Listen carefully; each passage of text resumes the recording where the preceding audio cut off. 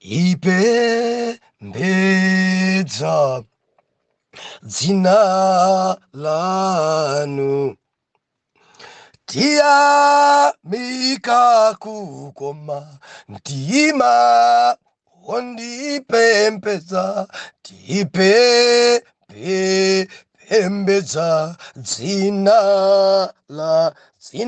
lanu tiyamika kukoma mtima Yesu mwayenela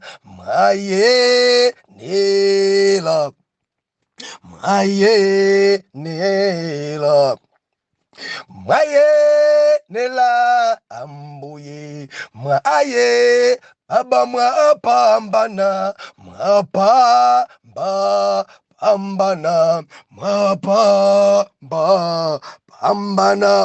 mwapambana ambuye mwapambana. Ndikulandireni okondedwa omvera konse kumene muli. Heneleke Tchale mtumiki wanu Danieli Muyuda believer lero pa 20 January 2023 subtopic mzimu wakupha. Mwana Mulungu kudziwa kuno kukwenda mzimu wa ufiri, mzimu wa chiwembu, kwadzadza mzimu umenewu akhoza kukumwerulira koma mkati mwakemo ali ndi chimpeni chofuna kukupha. Tiwerenge limodzi Danieli chapter number 6 tikuwerenga verse number 13. Mawu otsogolola akalonga antchulira Danieli chifukwa kwa Dariyo. Verse number 13 Bible ikunena kuti pamenepo anayankha niti pamaso pa mfumu, Danieli uja wa ana andende a Yuda sasamalira inu mfumu kapena choletsa munachitsimikizacho, koma apempha pemphero lake katatu tsiku limodzi. Ndipo mfumu mene atamva mawu awa anayipidwa kwambiri, nayika mtima wace pa Danieli kuti amulanditse, nayesa mpaka polowa dzuwa kumulanditsa. Koma anthu awa, verse 15 believer pamene pakuchokera topic yathu. Koma anthu awa anasonkhana kwa mfumu nati kwa mfumu, dziwani mfumu kuti lamulo la Amedi ndi Apelisi ndilo kuti choletsa chilichonse ndi lemba lonse lidakhazikira mfumu isasinthike. Believer, mzimu umene ukuyenda mwa madodawa, umene ukuyenda mwa dziwangazi, umene ukuyenda mwa ndunazi ndi mzimu wakupha, mzimu ofiri. Dziro ni manena pano, mbewu ndi mbewu akhoza kukumwerulira koma mkati mwakemo muli mbewu ya ufiri. Mbewu ndi mbewu akhoza kuoneka ngarama kukonda koma mkatimo mbewu simasintha. Mbewu ndi mbewu endi mbewuyo simafa. Timanena choncho dzulo kuti mbewu ina iliyonse imene idadzalidwa kaya idakwiriridwa kaya idapangidwa bwanji, koma ngati ili mbewu idzamera. Mvula ikangogwa idzamera. Believer, mbewu ndi mbewu tikhoza kuyiviviniza chifukwa choti kuli dzuwa. Iniyo mukhoza kudabwa pa nyumba pano kupasesa daily. nkumaona ngati palibepo mbewu ya tchire, koma mvula ikangogwa inu mumadzadabwa, mmene pankaonekera apa tchire mbewu yake idali kuti mangodabwa pakhomo ponse paja tchire green nkati, ndikumadabwa kodi mbewu imene idali kuti tikhoza kupondapondapo kati dzivinavinapo kati dziyalapo chani kati dzitanipo, koma ikangogwa mvula mbewu yapansi pa nthaka idzaonekera. Mbewu ndi mbewu, mbewu zina biliva nzoyipa, mbewu ndi mbewu, mbewu zina zibbiliva ndi chitedze. Mumachidziwa chitedze? Dzikamamera kumene dzitedze zimaoneka ngati nyemba, lady beans, biliva, koma kumapeto kwace biliva sidzimasintha. Masamba akhoza kuoneka ngati lady beans, koma kumapeto kwace pamene dzikubala zidzaoneka kuti ndi chitedze. Zoyabwa izi, zokandakanda. Mbewu ndi mbewu, patalike pafupike, mbewu yoyipa kwambiri, mbewu yononga mabanja, mbewu yotamba. Mfiri ndi mfiri akhoza khala pamalo kuoneka ngati asiya, mudzamva bepho alikita wina mfiri. Mbewu ndi mbewu. Haleluya. Akhoza kuoneka nchalichi mbewu simasinthayi, chitedze ndi chitedze. Biliva mundimvaka, mukafuna kuti mbewu imene isaonekere zofunika kuzula mbewu ya ufiri, kuzula mbewu ya chitedze, kuzula mbewu yoyabwa, kuzula na songolo ense, kuzula ndembo ya Yesu adari. Mukamazula pano mudzazulanso ndi mbewu yabwino. Dzilekeni dzikulire limodzi, tili limodzi. Ku intercession tili limodzi na nsongole. Ku blessing team tili limodzi na nsongole. Ku chalichi tili limodzi na nsongole.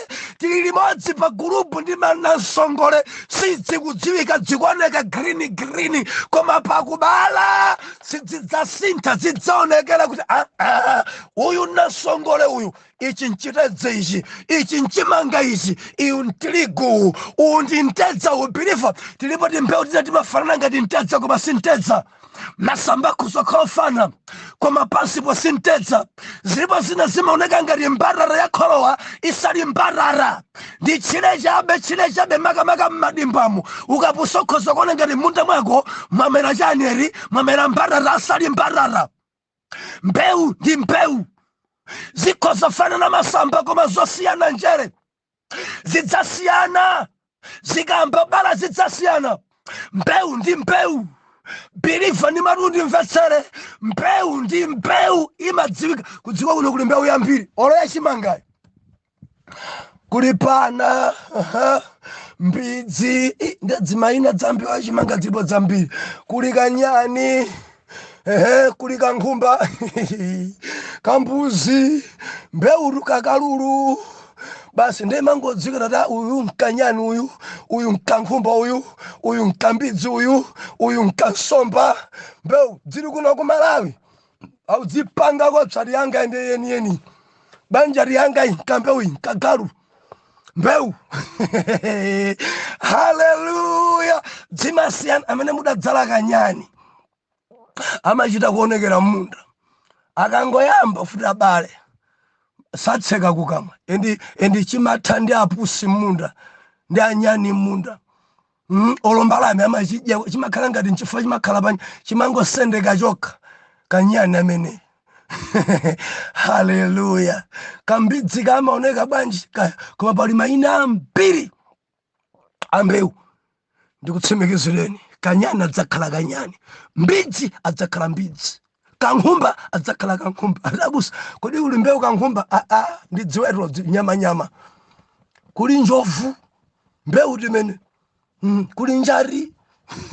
Ari timangova simenti ya njari. Anthu adzika soko mbewu. Mbewu. Kubera kankhuku, kabaka, kafisi. Haleluya. Mbeu sifa, mbeu imachulukitsa, mbeu sisintha, mbeu ndikuti mbeu. Arizona abusa kuchalichi watu kuli mbeu zilipo madzadza nchalichi mbeu zilito, kankhumba zilimomo, kankhuku zilimomo, kabaka chidedze zoyabwa zopangisa wina kukandakanda zadzadza pa gulupu zilito zoyabwayabwa mangulo kumene ndipokosi kwanthu. Muli bwanji kodi ndinobwatiwa ndi mtolankhani mukufuna bwa ngati ngosabwatiwa mundi m'bale wanu. Haleluya.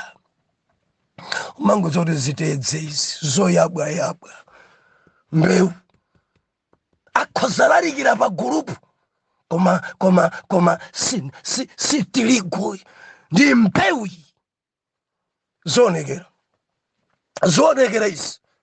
Haleluya. Lero birifa kumwamba risente saswa karundu tugwira ntchito ndi anthu akupha, turumikira ndi anthu amene ali ndi mipeni, tili nawo ofesi imodzi, anthu amene cholinga chawo pa ife nchoti tife basi.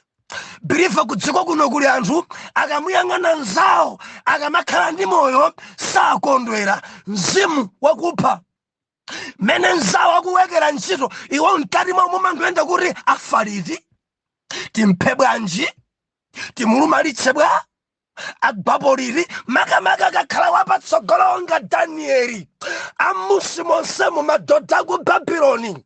Chinzimu cha ufiti chidalowa, chinzimu cha kupha chidalowa, chinzimu choyipidwa chidalowa.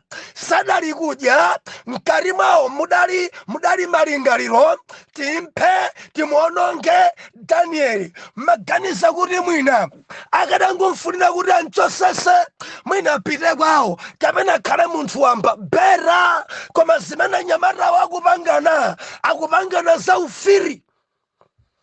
Banja tisinthe lamulo, aliyense ophwanya lamulo tizamponye mdzenje la mikango. Dzenje la mikango monso kuti mmenemo akangokhala akuma mikango ikamudye ndiye kuti tisamuonenso ufiri, chinzimu cha ufiri tisadzamuonenso. Sangakhale bwana wathu ya, sangakhale patsogolo pathu, mzimu wa ufiri. Tikuyenda limodzi na Mulungu. Ndimafuna muchenjere pa mpiripirifa, sakukondwera nanu, sakukondwera nanu, sakukondwera ndi mchuma chanu, sakukondwera ndi banja lanu, sakukondwera pali mzimu wa ufiti ukuyenda mwa anzanu. Nchifukwa chache amakonda kukunenani bodza kwambiri. Chonadi panzanu aja palibe, amakunamizirani kwambiri, amanena zoyipa za inu, amakunamizirani kuti ndinu mfiti pamene mfiti ndiyeyo. Nzanu jasama kukondani. Alipo kudziko kuno anthu oonesa mano koma mkati mwawo mano sakuoneka, sakumwetulira. Kudziko kuno kuli anthu mzimu wakupha amakhoza kukuhaga koma mkatimo sakukukonda. Ine ndikuonera kwa anyamata yawa ukumana na Danieli kuntchito samuli bwanji, ambuya kusamani bwanji, mumatidalisa sa, ndinu daliso langa sa.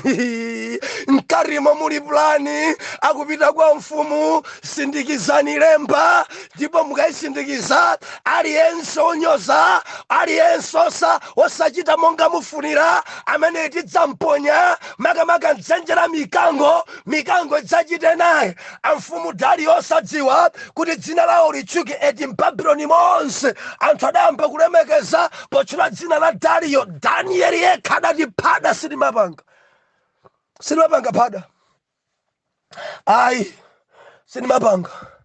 Mtumiki uyu yamandidalitsa kwambiri. Danieli adapita mnyumba mwake kupinda maondo, tsegula mawindo, nyimbo ya worship mmenemo, lemekeza Mulungu, kutamanda Mulungu mmenemo. Pamuna aja ufiti achadamba kubwera kuyandikira nyumba ya Danieli. Ufiti. Nzawo kupemphera iwa kutamanga mwakabisa. Au zunga nyumba mumufomi. Akunena Dario. Iya sauna Dario njambuleni. Ufiti. Nkhani zina zimene anthu amakhala akayembera pa foni ninza moseka kumafunsa muli bwanji tibuno kumene kuzikuyenda bwanji kumeneko nchite kuyenda bwanji kumeneko pamene ukakumpanga likodi kuda bwana cha mumaona bwanji akamagwira ntchito bwana amakudalisani munthu ujati ndikulankhula ni nzanga bwana ja ndimangugwira nawo ntchito koma bwana jangoipa bwana janga nkhanza ukangotha kulankhula naye pompa kudula foni ndikusakasaka audio imeneyo kuntumisiranso bwana uja uyu akuti amangugwira nanu ntchito ati ndinoipa kwambiri ndinu bwana udzikonda kwambiri umangodabwa kupita ku ntchito kuona nkhope ya bwana yasintha kutsangu na meeting yaite nsokalekale pano tikudalirana pano ngati simmandona bwino munene haleluya ndimafuna ndinene kudziko langa samala ndikuti samala alipo ogwira nawo ntchito oyipa choncho Danieli Muyuda aramva zori amfumu aletsa aliyense apembedze mu dzina la Dario mbewu ya Chiyuda sadachite mantha mbewu ya Chiyuda sadayerekeze kuti ife mbewu ya Chiyuda yochulukisa maintasesa mbewu ya Chiyuda adalowa nyumba nayamba apembedzera biliva Danieli apapa Bible nakuti adangopembedzera mmene amachitira masiku onse pa tsiku katatu palibe chimene chidamgwedeza ndikuchenjezana na Mulungu tikupembedza Mulungu amene amamva ena amaganiza kuti Mulungu amve ndikuti utenge fasting ya 120 days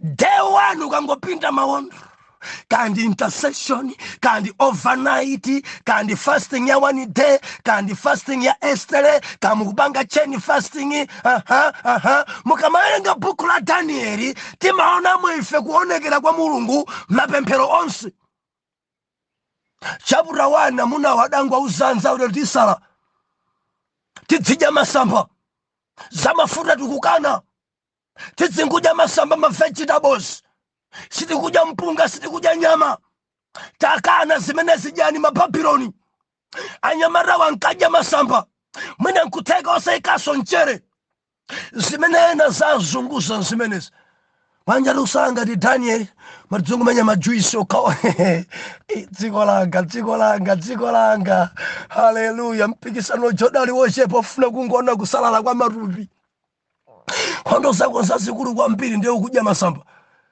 ugonjesa handu kusala ngati Daniel mudziwerenga Mulungu adasala nyama adasala zamafurazo adasala mavinyo adakana zakumwa za mfumu naditidya ife masamba zomwe zidzidikwa na muri yese kwa masiku yawa tione amene angasalale mudziwa masamba mapangisa thupi kuoneka bwino masamba masalisa tupenda manene pesa ati after masiku amene adapangana tiyeni tiapime na nyamarawa adaoneka anyamata onenepa kwa mpiri athanzi anyamata amene adadya masamba amene sadadye nyama za mfumu amene sadabudula kachasu wa mfumu anyamata awo adadzikana zakudya za Chibabuloni adali nayo nthawi yodzisala yongodya masamba okhaokha tili modzi padalibepo imfa tumvana ka koma itafika yori panopa nonse mukuphedwa chifukwa mfumu alota maloto ayiwala sadadye masamba iya biliva mundimvesaka sadadye masamba adarengana nyamata jafolo nakhala ndi overnight adapemphera usiku adakumana usiku nkupempha kuti Ambuye mutipase maloto chapter 2 napemphera kwa mpire ndi Mulungu adauza nthawi imene jabiliva sadadye ma vegetable nthawi ya ma vegetable zimetengera ndimene nkhaniyo iliri kudali kungopikisana kwa matupi. Anga nenepe ndani, anga salale ndani, anga yele ndani. Haleluya, haleluya. Inu mudzidzala zoyeresasi, ife tidzingo samba, basi tuone amene anga yele.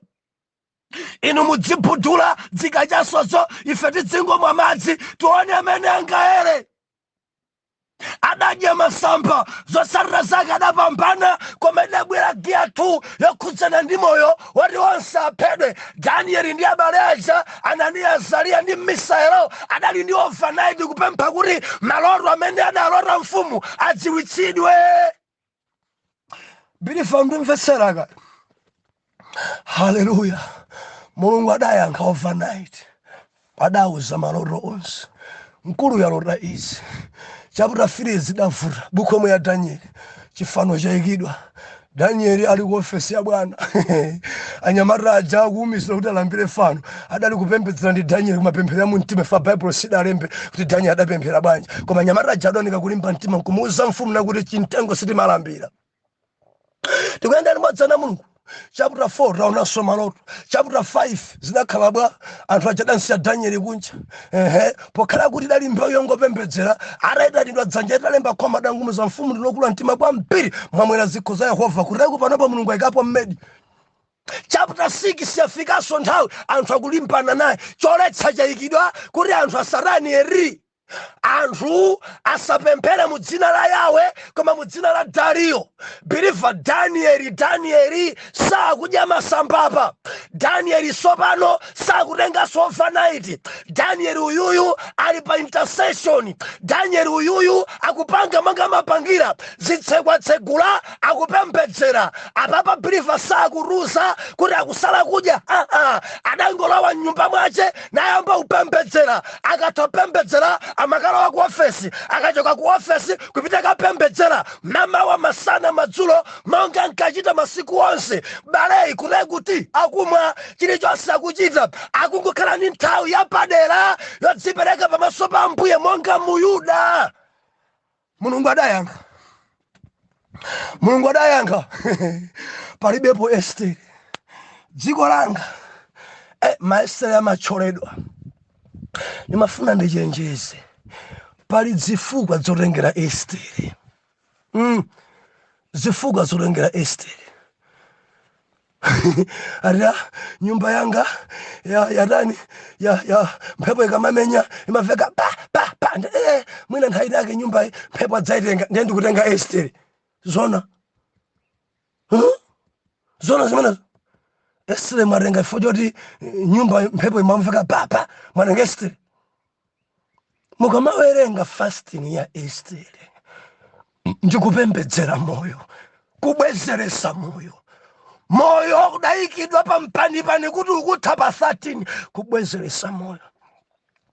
Esteri limarenga pobwezeresa zinthu zimene wina dziko alengeza kuti zatha zosaina kuti apapa zidzakhala motere day yakuti pamenepo ndimati Ambuye moyo toto onekerani.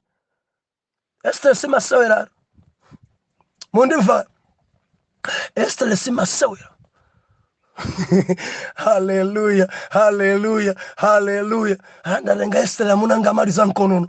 Zona Esteri yathu musipo munthu mudzoma Esteri naye ndi achinyengo. Tukamba za Esteri imene ukayamba Monday 12 koloko ija ya mamawa ikamafika Tuesday thangati omweyo ndi 1, ikamafika lachitatu thangati imene ndi 2, ikamafika lachinayi nthawi imene yonso 12 koloko ndi kuti yatha Esteri kuti mawa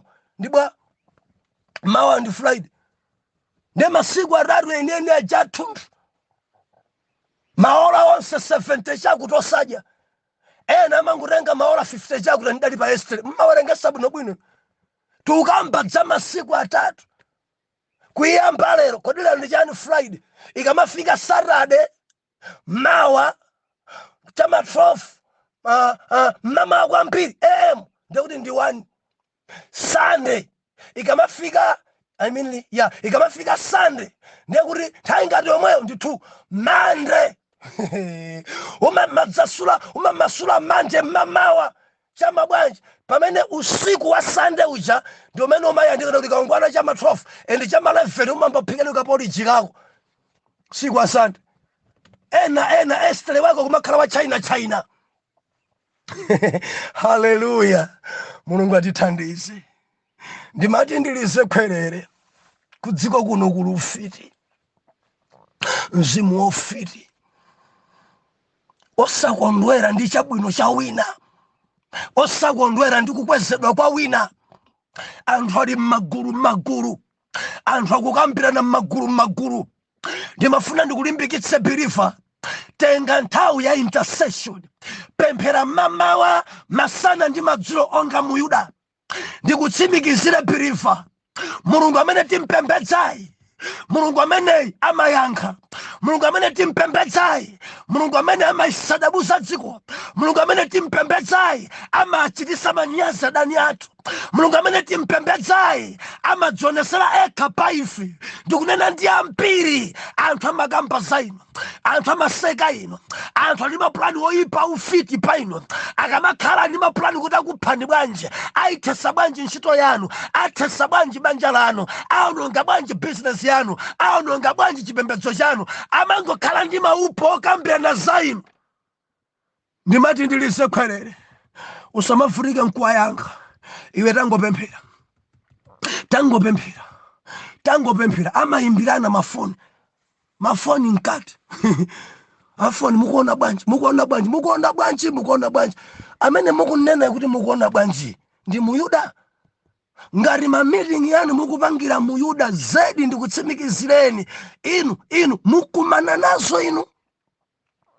Nzanuyi awupinta mawondo, nzanuyi awupembedzera, nzanuyi ali pamaso pa Yawe. Nkhondo imeneyi akayilowera kumwamba zanu ziipa, akalowera Jehova ndimati ndinene. Ena numuyamba kuduwala, ena nuakuchosani zintchito, ena nuchuma chanu chisokonekera, ena nu ana anu ambwambwana, ena simukudabwa, ana anu adalomvera kwambiri, ana anu okhoza mayeso, ana anu akhalidwe koma vyana vyangosokonekera. Simudalimbanepo ndi Muyuda, simudafunire Muyuda kuti mumuphe inu, siudayende mzimu wa ufiti pa inu. Akangodziwa Muyuda kuti mukumuda muli ndi ufiti, akapinda mawondo zanu zisokonekera. Ena masimbwa kwambiri, ndi dziko lathu, ndilipo ubale ndi bwana, ndilipo ubale ndi akuti. Inu akapemphera Muyuda, Jehova adzadzisukunula, adzakulikitani, adzakusadabusani, zidzadziwika kuti ufiti wanu walephereka. Angati mukutamba kutambira oyera mtima. Ena muli kwa sing'anga amene afe basi. Udindo wa mtundu wanji walowapo unzako akamwalira. Asowe edi mpaka na kwa sing'anga zinsingano zombayeni. Ndo mangodabwa kuti wambaya kwa sing'anga kugaza ukabwera kwa mtosa amwalira. Uchangono kufika mmudzi kumana gwede mbale muli bwanji kumpesa bali ngwinjiri. Day 1 ali ngwinjiri, day 3 ali ngwinjiri, day 4 yambika kusakufara. Safa uyu ndi Muyuda. Akhalabe zimankhwala zanuzo zisuluka, zindondo zazo zafisi zanuzo, endi zimankhwalazo zikakhala zamphamvu zidzakubwerera zidzapha iwe mwini. Mulimbana ndi olakwika kwambiri. Mzimu wa ufiti uli mchipembedzo, mzimu wa ufiti uli pa grupu ya WhatsApp ufiti, mzimu wa ufiti. Kumangodya mauza ameneyi mukumane na nzanu atani ufiri. Ameneyi mzimu wakupha. Ngati mukulimbana naye ndi Muyuda, samalani. Chiwembu mwachita chingene mwachitira Muyuda, samalani. Chenjezo langa tangu lapani bwa sakufa endi safa. Banji mumpepese Mulungu lero kuti timafunira zoyipa munthu olakwika. Mpepeseni, ndi Muyuda oyo, ndi Muyuda. Zikubwererani izi chifukwa kupemphera. Ndi Daniel uyu intercessor. Mzimu wa ufiti uli mmipingo, mzimu wa ufiti uli kumtundu. asasogole wina dzomangamanga dzikuntundu amene mukumona bwanji amene mukuna kanyumba kenikeni kamangaye kamasho mpaka nakundwazika nako kuti afe kuti mudzagone ndinu. Mzimu waufiri wadzadza kuntundu lodzana okhaokha. Sisi wangapeze mamuna abwino chonchi mbwambwanise na sisi wawo kubera mamuna jomanguseka dalinyi ambwambwanisa mamuna cha nkasanga mbwambwana chonchi chinzimu cha ufiri. Ambuya tithandize mundilondole mande pamene tidzaone kuti kodada mponya nzenje nangati zidatha bwanji. Atate tikugwira ndi anthu ntchito amene sakutifunira zabwino, amangofuna titafa, amangofuna asatione. Ndikupemphera mu dzina la Yesu, chitetezo chathu chili mwanu.